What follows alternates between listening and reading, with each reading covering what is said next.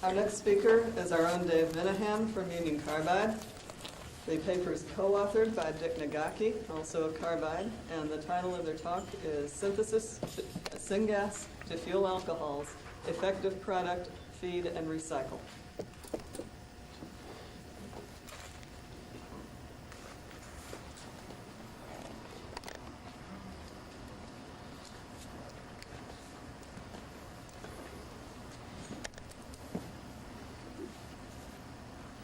Good morning, everybody. I'm going to talk to you today about a process that does break the Anderson-Schultz law of distribution. Unfortunately, it's not in making hydrocarbons, it's in making alcohols. And I'm going to talk to you today a little bit about the progress that we've made in the past 18 months on looking at the overall process. For those of you who heard me talk about this before, and I know there are a number of people in the audience who have, over the years we started off by talking about the effect of catalyst preparation on the performance, and also a little bit about the process variables, the effect of temperature, pressure, syngas ratio, space velocity. To complete the loop, both literally and figuratively, we have to look at what's the effect of the products that we're making, because we're not going at 100% conversion here. The sorts of conversions that we're talking about, at least for the catalyst that I'm going to describe, are somewhere between 20 and 30% conversion. Given those conversions, we really have to examine what's the effect of recycle on the performance of the catalyst. So I'm going to talk today mainly on the effect of recycling product alcohols, and also the effect of recycling CO2 and water on performance. I'd like to acknowledge my co-author Dick Nagaki, who was responsible in the initial stages here for catalyst preparation and in selection of the various components that go into the catalyst. And I'd like to thank the organizers for allowing me to give the presentation, and Union Carbide for the same. Why are we interested in this? First of all, we already do make alcohols from syngas. It's an industrial process. Methanol is made this way. And it's an excellent octane enhancer if we're going to add it to gasoline. But it has a number of problems. The first of which is that water entering the gasoline tank will cause phase separation. And obviously methanol is a more volatile compound than most of the components in gasoline. So the effective or reed vapor pressure is increased.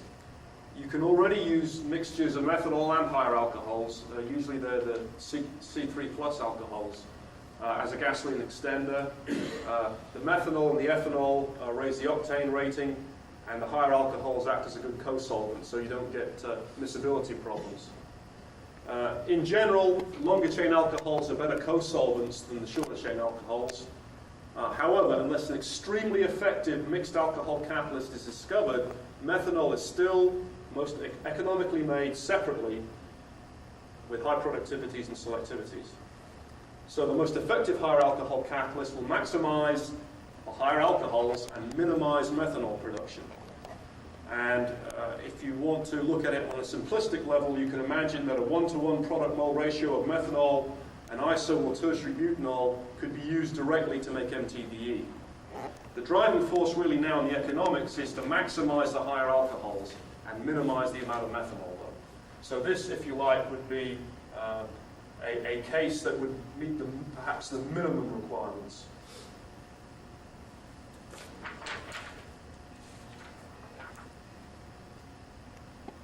This is the reaction sequence that we're talking about. It's a simplified one. There are other side products that are made. We do see some ketones that are produced. We don't see esters. But however, these are the major products. First one, of course, is alcohol formation. And the second one is hydrocarbon formation. We've already heard some discussion of the Fischer-Tropsch chemistry that's occurring here. What I want to emphasize is both of these processes produce water, and the water reacts with the CO in the feed via the water-gas shift reaction to produce carbon dioxide. The catalysts that I'm going to describe are excellent water-gas shift catalysts. So the water that's produced at the temperatures that we're operating under produce quite a fair amount of carbon dioxide.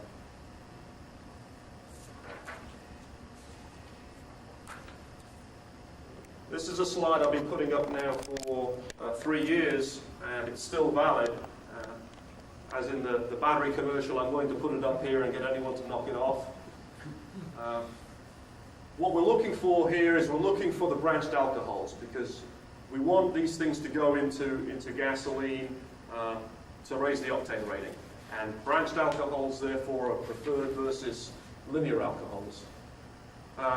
Therefore, we don't want linear alcohol catalysts, because they're going to produce the Anderson-Schultz fluoride distribution of alcohols, and because of that, they're going to make too much methanol.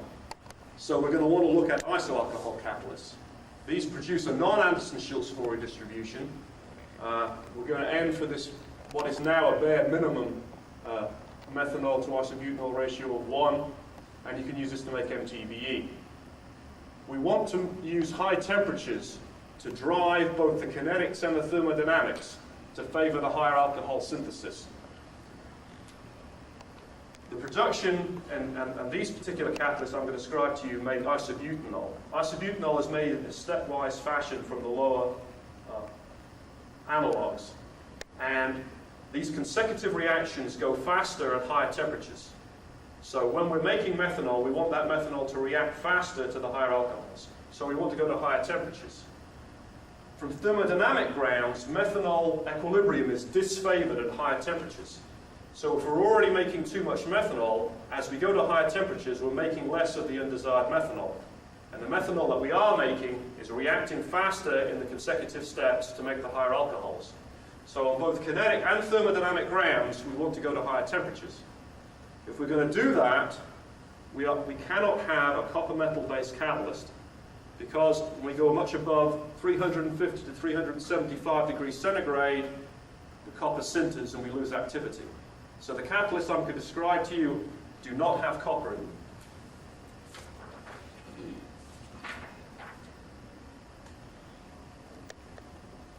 Again, we can go back and look at some very fine chemistry that was done essentially during the Second World War by the Germans, where they were looking at methanol catalysts that were contaminated with alkali. And they found that these catalysts made significant quantities of the branched alcohols. So what we're looking at is a spinel oxide. The general formula I show you up there, and the most common variety is zinc chromite, which has the structure that I show. These catalysts operate above 400 degrees centigrade and produce a non-Anderson-Schultz fluoride product distribution. What we do is we take this basic concept and we make changes in the composition of the spinel, and we add promoters. For example, alkali, but we add stuff other than alkali here. And as I emphasized, copper metal is not present.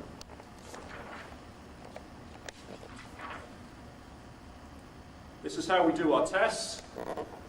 We have a copper-lined stainless steel tubular reactor. It's about 1/4 inch outside diameter. We have about 1 cc of catalyst. That's about 1030 mesh and 3 cc's of glass beads. The temperature is maintained by a fluidized sand bath. We have a GC for the analysis of the gas products. 2 columns, one for organics and one for inorganics, and a cold trap for any heavies. Under the conditions that we operate, we see very, very little heavies. So we don't see much products above C5 in terms of our alcohol distribution. Periodically, when we think it's appropriate, we use GC mass spec if we think anything strange is going on. The sorts of conditions we operate are about 400 degrees centigrade and higher, 1,000 pounds pressure, space velocity of about 12,000, and the syngas ratio for the experiments I'm going to talk about this morning, we use a low syngas ratio, 1:2 for the alcohol production, and 1:1 when we look at the CO2 and water. This kind of a syngas is what you'd expect from coal-derived syngas, and that was why the Department of Energy was sponsoring this particular program.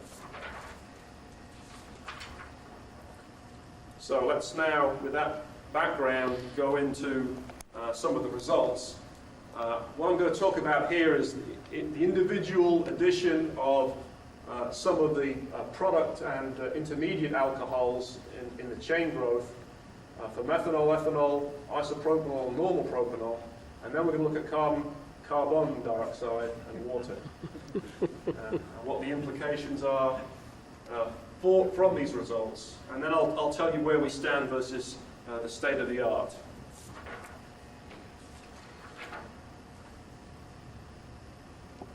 Here's what happens when we feed methanol to an operating catalyst at 400 degrees centigrade. So here's the methanol feed rate in grams per kilogram hour, and here's the product rates in grams per kilogram hour. And this is a very interesting plot because you can see that nothing much is happening. As we feed methanol, obviously we do get some methanol that's passing through the reactor, so the total alcohol rate rise, but the isobutanol rate and the total hydrocarbon rate do pretty much nothing. And what's happening here is we're at equilibrium in methanol synthesis, and we're at high temperatures in methanol synthesis. So when we put methanol into the reaction, it goes back to CO and hydrogen. So we're seeing no beneficial effect of adding methanol to the reactor. This is a very expensive way of making syngas, but it's having very, very little effect at all on our alcohol production. So this automatically tells you that methanol recycle is not going to be a viable option for these catalysts, okay? Because it's not going to make us higher alcohols. It's going to make us more of the syngas. The next graph here I'm going to show you is for ethanol addition.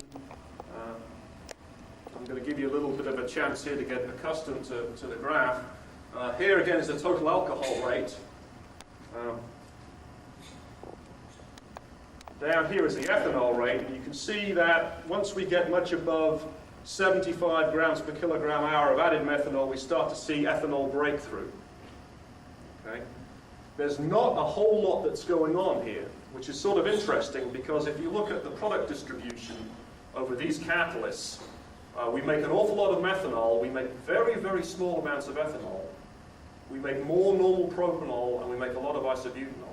So based on that product distribution, you would expect that the methanol to ethanol step was the slow step in the reaction. And therefore, feeding ethanol should dramatically boost the rate. It does increase the rate. We've actually gone out to about 300 grams per kilogram hour, and the rate increases by about 50%. But it's not what you would expect based upon the product distribution and the postulated slow step in the mechanism. So this was an interesting result that we came out. You can see that the isobutanol rate modestly increases, and this is the product that we're most interested in. Interestingly, the isopropanol rate increases. We do see some isopropanol. I'll come back to that here in a little while. The normal propanol rate increases modestly also. So what's happening here? Okay, well, the selectivity is going down. Okay, we were running before we started the ethanol feed at about 84% selectivity to total alcohols, and as we feed the ethanol, the selectivity is falling. And you might say, well, what's going on here? Well, we're making hydrocarbons, because concurrently with that is again ethanol feed rate and hydrocarbon production. So ethanol is being hydrogenated to ethane, and we can see that on in the hydrocarbon analysis. What we have on the catalyst is we have a number of different functions that the catalyst is performing. The mechanism by which the alcohols are being formed is not by CO insertion hydrogenation. They're being formed by an aldol condensation mechanism of two aldehydes. So there's an aldol condensation mechanism that's going on. There's also hydrogenation, dehydrogenation, hydration and dehydration that's occurring over the catalyst. So what we're seeing here is we're seeing the combination of dehydration and dehydrogenation and hydrogenation occurring rather than the aldol condensation. It's a very, very complex reaction network, and when we come in and introduce one of the intermediates in this reaction network, it's not necessarily true that we're going to get the desired reaction that we want. Okay? What we're seeing here is we're seeing the dehydration and hydrogenation of the ethanol to produce ethane.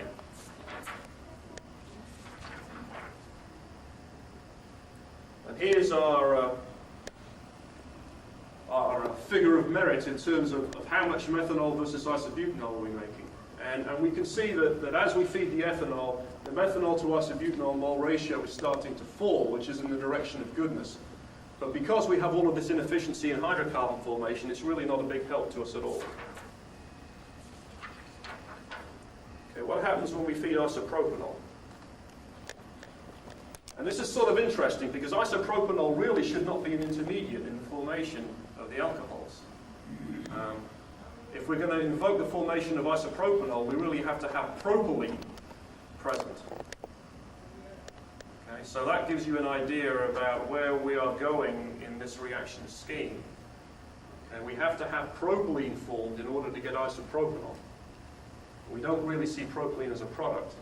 Again, you can see we get up to about 100 grams per kilogram hour of isopropanol, then we start to see isopropanol breakthrough. The methanol rate is suppressed somewhat, the isobutanol rate goes up. It's pretty much the same trace that we saw for ethanol. And I'm not going to bore you by going through all of the slides that show you that we are indeed seeing a lot of propane being produced by hydrogenation. We're seeing that the overall selectivity is falling.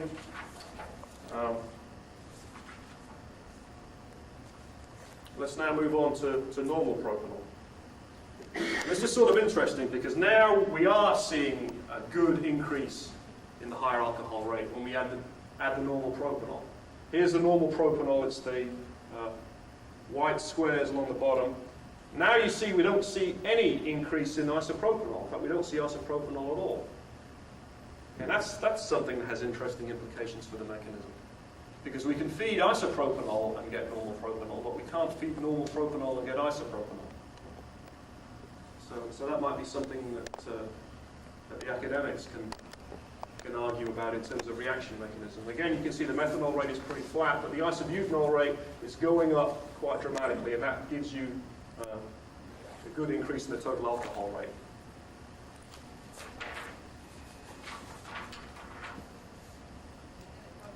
In this particular case, we are not seeing a lot of hydrogenation. Okay, here's the plot of the selectivity versus normal propanol feed. And you can see that the selectivity to alcohols actually goes up, which is what you'd expect, since you are feeding an external alcohol. But remember when we showed you the plots for ethanol, and also I didn't show you the plot for isopropanol, but it was the same as for ethanol. It was actually going down as hydrogenation was occurring. And here's actually the hydrocarbon formation. And there is some hydrogenation that's going on, but over this range, it's pretty flat. Okay? So normal propanol is intercepting the reaction network at a different point than the other alcohols are. I'm not sure I have a good explanation for why that would be, but it's certainly the phenomenon that's observed. So how can we summarize what we've seen in terms of the alcohol feed? Well, first of all, methanol is ineffective. And if we're going to run this reaction, we're not going to run it with a methanol recycle. During the ethanol, normal propanol, and isopropanol addition, the methanol rate is slightly depressed and the isobutanol rate increases in the order. Normal propanol increases the isobutanol rate much more dramatically than does either ethanol or isopropanol. And the total hydrocarbon rate is just the reverse of this order. So if we are going to have any feed or recycle, we're going to want to use normal propanol over methanol, ethanol, or isopropanol.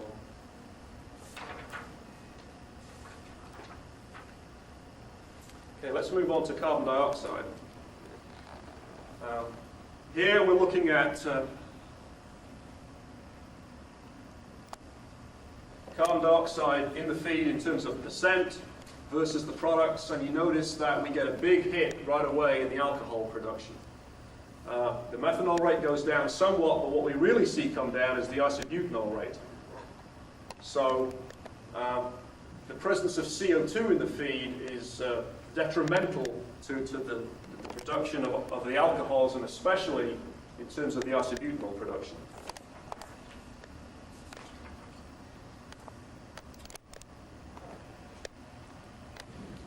Here's the graph of selectivity. The actual selectivity to total alcohols goes up. Okay, here we are at about 86% when we start the experiment. By the time we've added 6% CO2, the selectivity has actually gone up to just below 90%.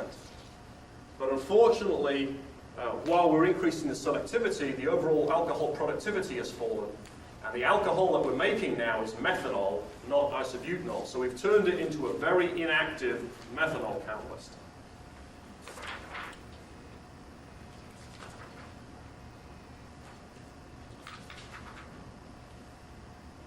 This just emphasizes the point I was making about the fact that we're going in the wrong direction in terms of the alcohol mix.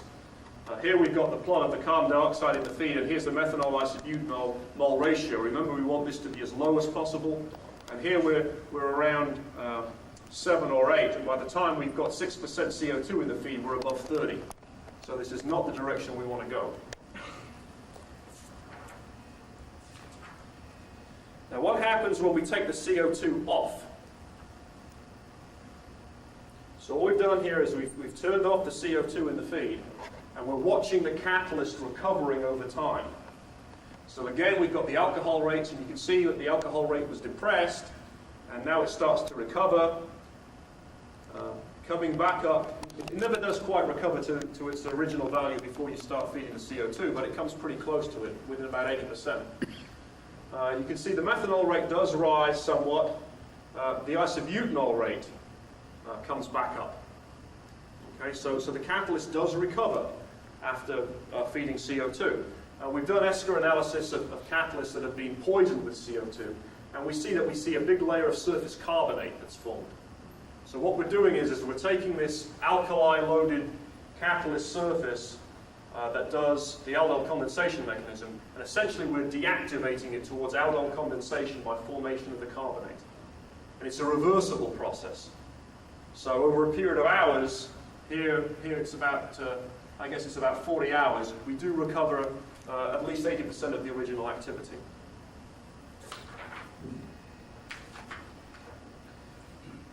If we actually look at what's transiently happening on the catalyst surface, and what we're going to do here is use a measure of, again, the methanol to isobutanol mole ratio. Obviously, we want this thing to fall, right? That's the way we want to go as the catalyst recovers. But look what happens in the initial stages here. Okay, it actually rises. And why is that? Well, if we have a carbonate surface and that is starting to decompose, we're releasing CO2. Okay, CO2 is the proposed intermediate in methanol formation. So as the carbonate layer starts to decompose, we get an initial high concentration of CO2 on the surface that forms methanol. So I would put it to you that what we're seeing here is we're seeing that methanol is possibly formed from CO2 on these catalysts, just in the same way that it's formed on the methanol catalyst.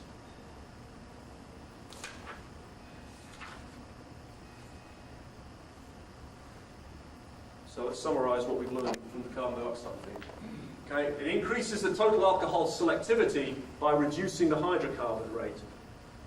Okay, but however, the total alcohol rate is depressed, especially the isobutanol. The surface of the catalyst undergoes a change which is partially reversible by formation of the surface carbonate, and the data suggests that carbon dioxide is an intermediate in methanol synthesis over this catalyst.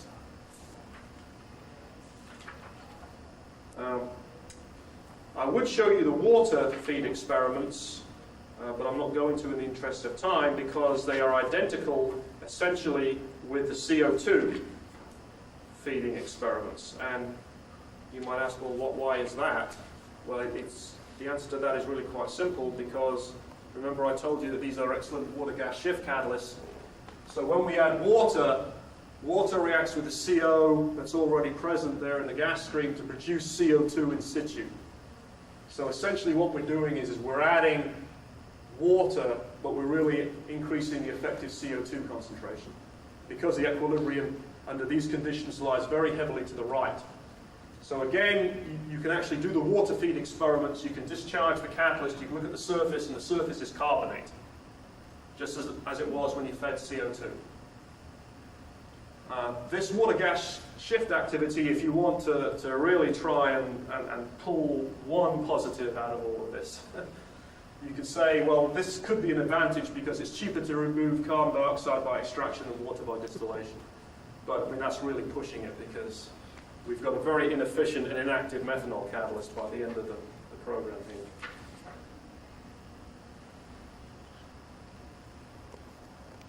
All right, so what are the implications of all this? Well, first of all, methanol is converted back to syngas. As I said before, we don't want to use methanol for feed or recycle. Ethanol and isopropanol don't do a whole lot for us. Normal propanol does do something for us, so if we are going to do anything, we'd want to feed normal propanol. And carbon dioxide and water are bad news in terms of any sort of a recycle. So we're going to want to get them out, and if we are going to get them out, we're probably going to want to get it out of CO2 rather than by water.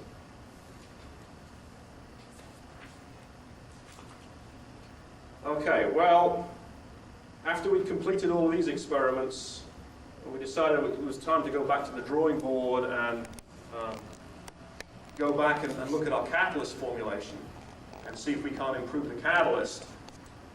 Clearly, product feed and recycle is not going to get us where we need to be. So that's where we've concentrated our efforts up to the time the program terminated in December of last year. And this gives you an update of where we stand.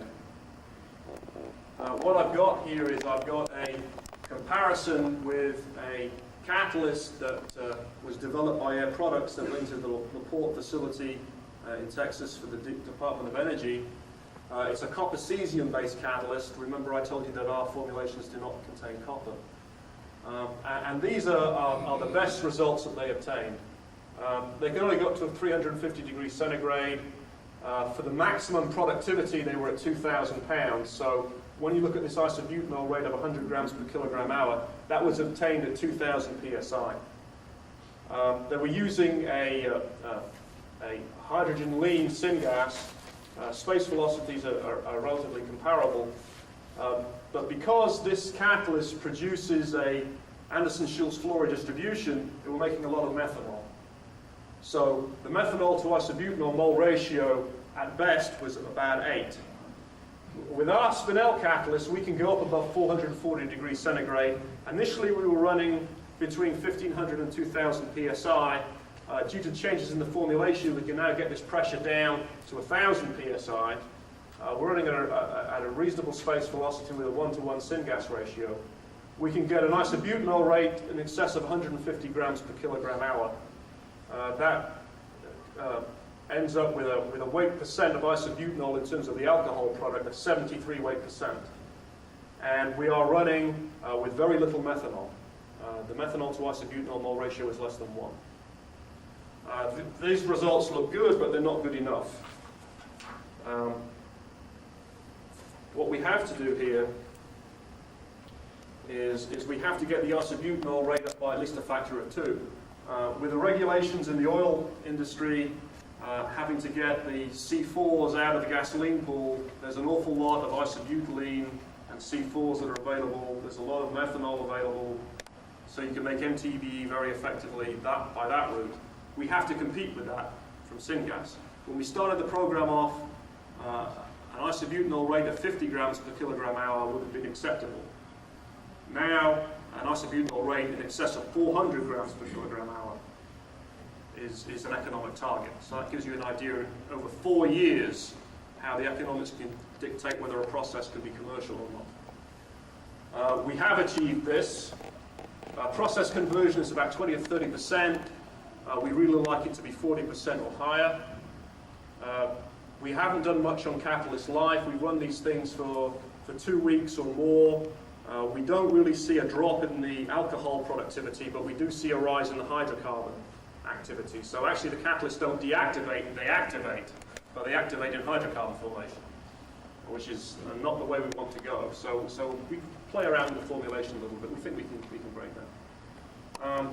Obviously we've got to scale up the preparation. We're only running 1 or 2 grams at a time. Those of you in the industry know that this is a big project in doing catalyst scale up. We're still continuing with the catalyst, or we were continuing with the catalyst characterization. And then we have to figure out just exactly what is the reactor going to look like that's going to commercialize this process if it's going to be done. Okay, I'll stop there. I'll try and answer any questions that you might have.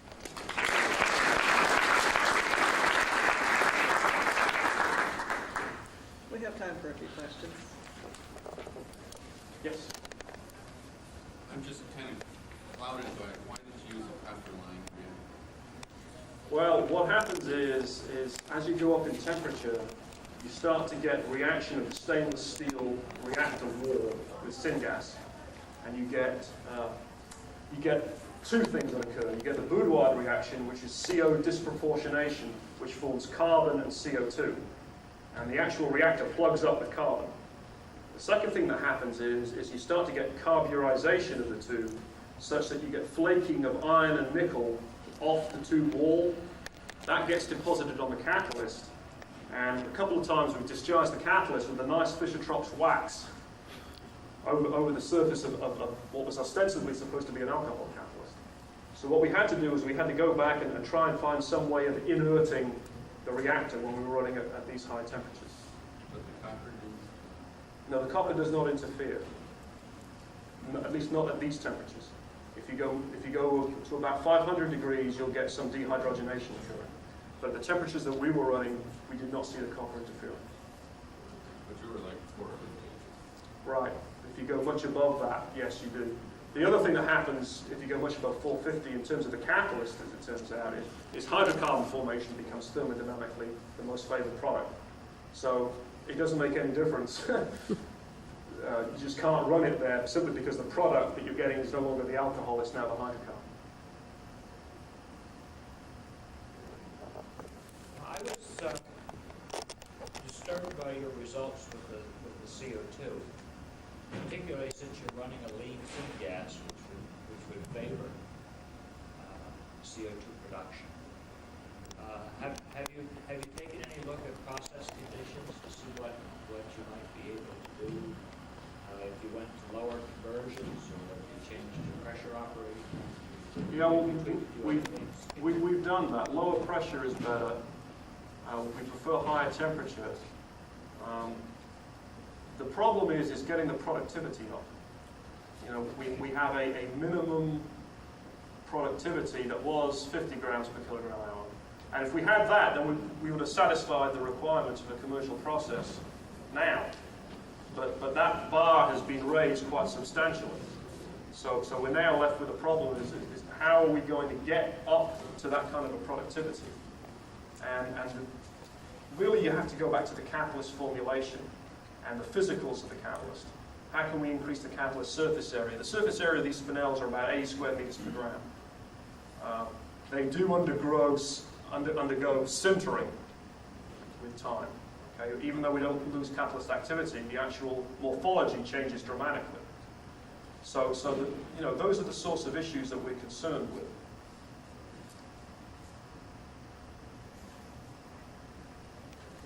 The hydrocarbons that you produced, were they mostly paraffins or olefins? Paraffins. If you go to the higher temperatures and to the lean syngas, you do start to see olefins. You also start to see the aldehydes rather than the alcohols. So we can make almost a one-to-one mix of isobutyraldehyde and isobutanol, along with the corresponding olefins and paraffins.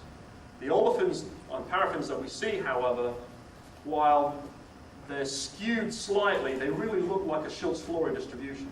So they don't exactly mimic the alcohol product distribution. Okay, they are skewed towards that distribution, but there's obviously an independent path, which is a standard Fischer-Tropsch chemistry that's going on, that we are trying to minimize here. Before I forget, I want to stig up the people who did the work. I get to talk about it. Paul Rupert, who was my technician for 4 years, a superb guy. He can take any experiment that I do and get it to work. Dick Nagaki and Jerome Hornbuckle for the catalyst synthesis. Dwayne Dombeck for his contributions both in terms of the science and also in terms of management. And Gary Steiger of the Department of Energy, who sponsored the program here for the last 4 years.